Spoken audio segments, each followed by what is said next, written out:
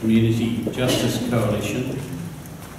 This is a group of people who came together concerned about groups that were voiceless, groups who didn't lightly get public support, and they are, of course, people in the prison system, in the rehabilitation system, probation and parole.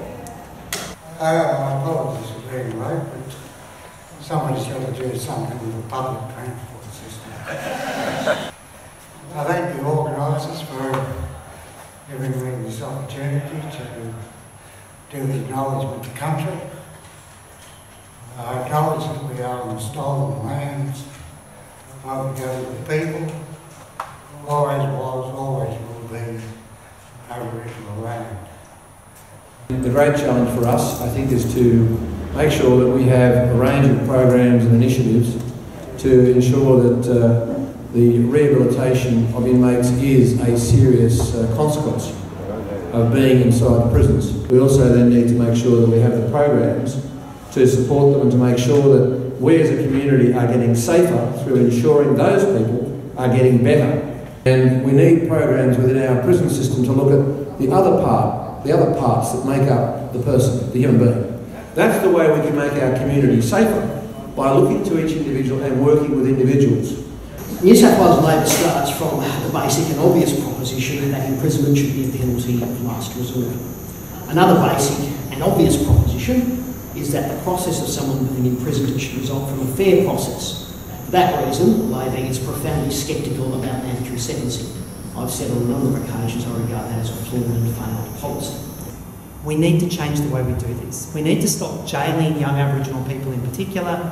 We need to divert our resources to doing things right in communities. Instead of putting Aboriginal kids in jail, give them a decent meal before they go to school. If you change your expenditure from building a new jail to actually putting some nutrition in kids' bellies before they go to school, you'll have a generation that doesn't go to jail but becomes a productive, supporting part of our community. I saw him the other day being very impressed by the fact that correctional services in New South Wales are building indestructible, demountable cells. Just the other day, just yesterday, we saw the Police Association calling to put yet more weapons into police cars. They want to have long arms in the police cars, rifles, so that any police car can become a tool for killing a terrorist at a distance. Instead of saying enough's enough, we don't live in Iraq, we don't need a militarised police force. We saw both Labor and the government actively entertaining the idea of additional weaponry in our New South Wales police cars. I'll start by saying to David Shoebridge, the first thing an attorney needs to do is learn to tell the truth. His comments about what Labor might or might not do about long-arm weapons are entirely untrue. I was at the Labor launch of our counter-terrorism policy. We specifically rolled it out, you dill. And you wonder why Parliament gets a bit heated occasionally. We get the sanctimonious proposition from David, who just tells fibs. I mean, and you wonder why people get upset.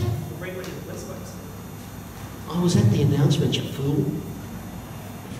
Good evening. My name is Ken Casey. I'm 40 years old, amputee, and have been incarcerated on and off over the last 20 years, predominantly for drug problems. I've had a number of experiences with medical transports and treatment at Long Bay. It is interesting to mention that a common punishment for troublesome inmates is to be removed from one jail and sent to another. It is therefore not surprising that many inmates find this process of having to go to Long Bay to receive medical treatment very distressing. In my own case, I needed a new prosthesis while in custody. I had arrived on crutches after a recent amputation of my left foot, only to be placed in a cell located upstairs.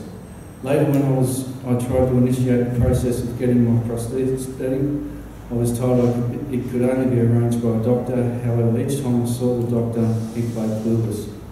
Eventually, I was able to see a doctor who arranged for me to go to Long Bay so I could see another doctor that made an appointment for me to see a visiting surgeon who was to approve what was needed for me to receive the prosthetic. After several trips between Long Bay and Parramatta over a period of 2 years, each for various lengths of time that involved the relocation of all my possessions, in which time I never actually got to see the surgeon. I was finally sentenced and classified to serve a further year at John Moroney at Windsor. Once I arrived at Windsor and became settled, the thought of further unsettling and futile escorts to Long Bay when I had only 12 months left to serve was unfavourable. Hi, my name is Michael Riley. I'm a consumer of mental health services and I'm a father of a 5-year-old girl. Despite the fact that I have no criminal record and have never been charged with a criminal offence, I've been arrested and detained against my will on 19 occasions for breaching the New South Wales Mental Health Act. I asked the question, am I a criminal? Well, let me tell you about the reality. I was arrested despite the fact I had not breached the criminal code. I was searched, handcuffed, locked in the back of a paddy wagon. I've been assaulted by police whilst handcuffed. I have also been taken to mental health facilities where I'm locked inside and I'm not allowed to leave without the authority of a doctor. Before being discharged, the judge must consent that I may be released by court order, which stipulates the terms of my liberty. If I breach this order, I'm arrested without warrant and then taken back to hospital. Whilst in the hospital, I've been physically held down and injected with medication. I'm forced to take medication that has side effects such as sudden heart attack, stroke, heart disease, high cholesterol, massive weight gain, diabetes, and sudden death. These medications can create sudden anger, aggressive tendencies, suicidal thoughts, which ironically are some of the reasons that people are in hospital. Despite all this, I'm not allowed to smoke because it's deemed too dangerous to my health. The treatment path has led me to despise the current system and has created a revolving door which results in me going in and out of hospital. Nobody wants to address the underlying issues. This makes me resent and resist the treatment plans they impose upon me. Ultimately, they would rather inject me than talk to me. Chester, John Harris's father, he had a speech he was going to come and say, but his paranoid schizophrenia got the better of him. He got that while he was in prison, being force injected. Whilst in prison, he's had no training, no education, and he had nothing really except for a family and religion. And he turned Muslim in prison. He's been Muslim for the last 4 years. Yeah, when he was released from prison, they released him in handcuffs, and the governor said to him that when he comes back, he'll let him run around in the main. For at least the next 3 days, I'm still a judge at the district court till I retire. One of the questions I wanted to raise was raised by one of the 3 speakers that came up to the platform indirectly. I've had before me over a number of years a number of prisoners who effectively served life sentences, but only in short bursts. So they'd serve 6 months and they'd be out, and then they'd go back in for 3 months and they'd come out, they go back in, and they do this for more than 20 years, and as a result they were given the benefit of no programs at all. One of them was in fact a Torres Strait Islander who was totally institutionalised. The Attorney General talked about these people who might sit on buses. Well, he was too scared to even buy a bus ticket. But these people do not get the benefit of anything, and the experience of the former prisoner who spoke here is pretty typical. They go along, somebody says, yes, you can start a course, and then they move somewhere else. So the question I ask is, can something be done about it? This is a problem that has been there for many years. This is not something that's arisen last year.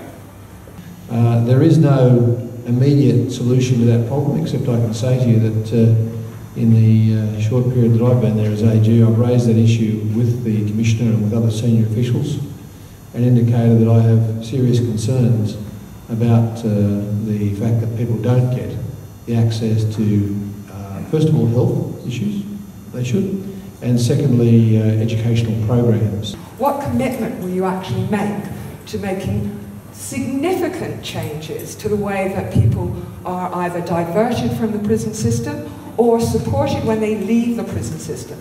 And it's ridiculous. It's not like it's stuff we don't know. We all know the prisons are full of people who've been failed by the education system, failed by the health system. What are you actually going to do about it now in 2015? I'm 100% convinced that education is the key to almost every problem we have in the universe. If we can get people educated, then yes. And I get a bit frustrated from time to time when I see the library is actually locked up, Yeah. and not people getting access, and computers not readily accessible. I could be much shorter. Yes, in general agreement to all of those principles. Happy to meet with you. Have already. Happy to do it again. Now, I have to thank Brad Hazzard, the Honourable Brad Hazzard, Attorney General, the Honourable Paul Lynch, the Shadow Attorney General, and the absent Greens MLC, David Shoebridge. And finally, I'd like to thank all of you here tonight for coming and for the questions and comments that you've put to our speakers. It's been a very inspiring evening. Thanks, everyone. Oh, and John Dowd.